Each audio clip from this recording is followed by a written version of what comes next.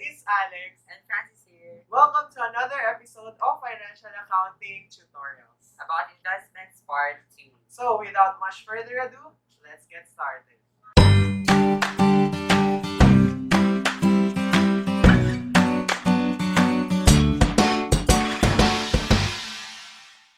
First up is the financial assets measured at amortized cost. Just to give you a brief background, investments in financial assets measured at amortized cost generally refers to investments in bonds which are neither designated at profit or loss nor held for trading.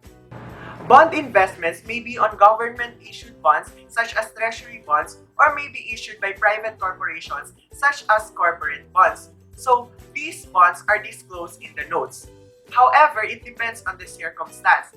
When the bonds are purchased from the government, it is disclosed in the notes as government bonds. However, when the bonds are purchased from private corporations, they are disclosed in the notes as corporate bonds.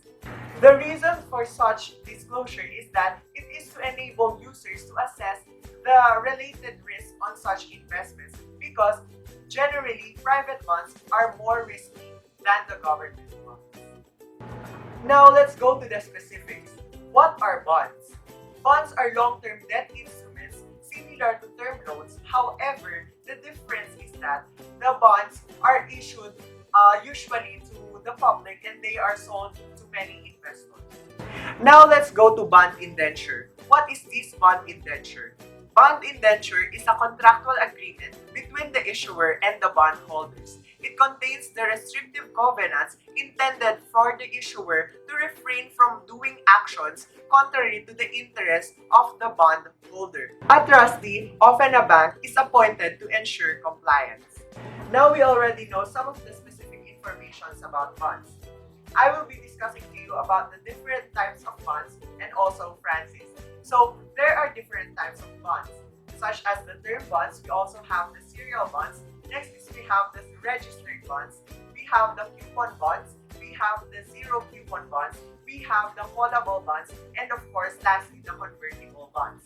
So these bonds are very important and the distinctions of this are very important because there are also different kinds of treatment when it comes to accounting the different kinds of bonds. So the first type of bond that we are going to talk about is the term bonds. So term bonds are bonds that are maturing in a single date, and the interest payments within are paid only once.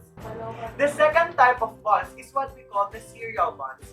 These serial bonds have a staggered or series of maturity dates. This gives the investors the chance to choose their maturity dates that meet their needs. So registered bonds are issued in the name of the holder, or what we call the owner. And the interest within such bonds are paid and sent directly to the owner. In case when the owner decides to sell such registered bonds, the bond certificate should be surrendered and another bond certificate should be issued. The fourth type of bond is what we call the coupon bonds or the bearer bonds. These bonds can be freely transferred and they have detachable coupon for each interest payment. So the next type of bond is a zero coupon bond or straight bond. So these bonds don't have any periodic payments. However, these bonds can be acquired at a discount from their face amount. The principal and compounded interest is due at the maturity date. The sixth type of bond is what we call the callable bonds. These bonds have call provisions in order to give the issuer the right to redeem the bonds prior to its maturity date. If interest rates decline, the issuer can call for high interest bonds and replace them with low interest bonds. The last type of bond is convertible bonds, which give the holder the option to exchange such bonds to shares of stock of the issuer. And that's all for the time being. So the next part is all about investment in bonds, how they are being measured. Investment in bonds are measured at fair value through profit or loss, either designated or held for trading. Investment in bonds are also measured at amortized cost. Investment in bonds cannot be classified as fair value through comprehensive income. Now we are going to talk about the accounting for investments in bonds measured at amortized cost. Now the accounting for investment in bonds measured at amortized cost is similar to the accounting for loans and notes receivables. The amortized cost is the amount at which the financial assets or financial liability is measured at initial recognition minus principal repayments plus or minus any cumulative amortization of any difference between the initial amount and the maturity amount minus any reductions for impairment and electricity. The amortized cost of the investment in bonds is determined using the effective interest method. Now, the effective interest method is a method of calculating the amortized cost of the financial asset or financial liability and of allocating the interest income and interest expense over the relevant period. In line with the effective interest method is the effective interest rate, which is the rate that exactly discounts the estimated future cash payments or future receipts during the expected life of the financial instrument. So in addition to that, bonds can be acquired at a premium or at a discount. We can say that bonds are acquired at a discount when the acquisition cost is lower than the face amount. On the other hand, we can say that bonds are acquired at a premium when the acquisition cost is more than the face amount. The interest income is determined by multiplying the present value of bonds by the original effective interest rate. On the other hand, interest receivable is computed by multiplying the outstanding face amount of the bonds multiplied by the nominal interest rate. And third is that the amount of dividend can be measured reliably. Illustration 1. Financial assets at amortized cost. Acquisition at a discount. On January 1, 20X1, ABC Company acquired 10% 1 million pesos bonds for 951,963 pesos. The principal is due on January 1, 20X4, but interest is due annually every January 1. The yield rate on the bonds is 12%. The bonds are classified as investment measured at amortized cost. The investment in bonds are acquired at a discount because the acquisition cost is less than the face amount. The discount is determined as follows. Acquisition cost, 951,963 pesos, less face amount, 1 million pesos, is equal to a discount of 48,037 pesos. The entry on January 1, 20X1 to record the purchase is as follows. January 1, 20X1, debit investment in bonds at amortized cost, 951,963 pesos, and credit cash in bank, 951,963 pesos. Notice that the discount is not recorded separately. Instead, the discount is included in the carrying amount of the investment. Now, we will make an amortization schedule in order to help us with our journal entries for the succeeding years. The first thing we'll do is we will fill the first column with the dates required by the problem. January 1, 20X1, January 1, 20X2, January 1, 20X3, and January 1, 20X4. Second, we will fill the interest received column. Notice that 100,000 pesos is constant from January 1, 20X2 to January 1, 20X4. It is because it is stated in the problem that interest rate is due annually every January 1. Present value is multiplied by the yield rate to come up with the interest income for the next period. On January 1, 20X1, 951,963 pesos is used as the present value.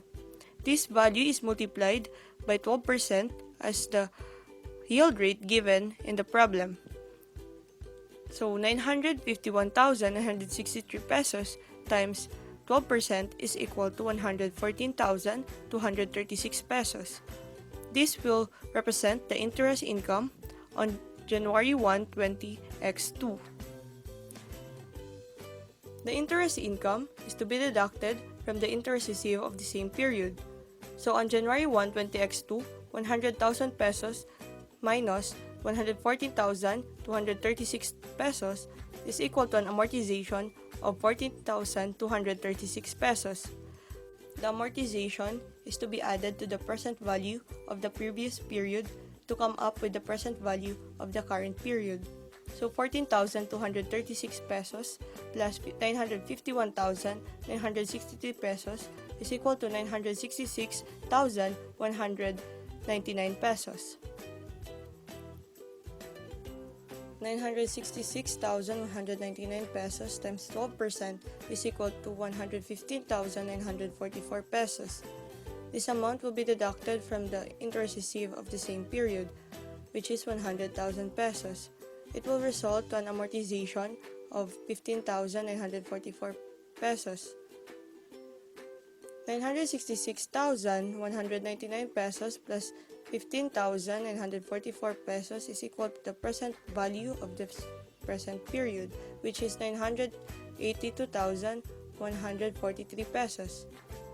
This amount will be multiplied by 12% in order to come up with the interest income of the next period. So 982,143 pesos times 12% is equal to 117,857 pesos. This amount will be deducted from the interest received of the same period, which is 100,000 pesos. It will result in amortization of 17,857 pesos, which will be added to the previous present value in order to come up with the current present value. So now we are finished with our amortization schedule. We can now proceed with the journal entries.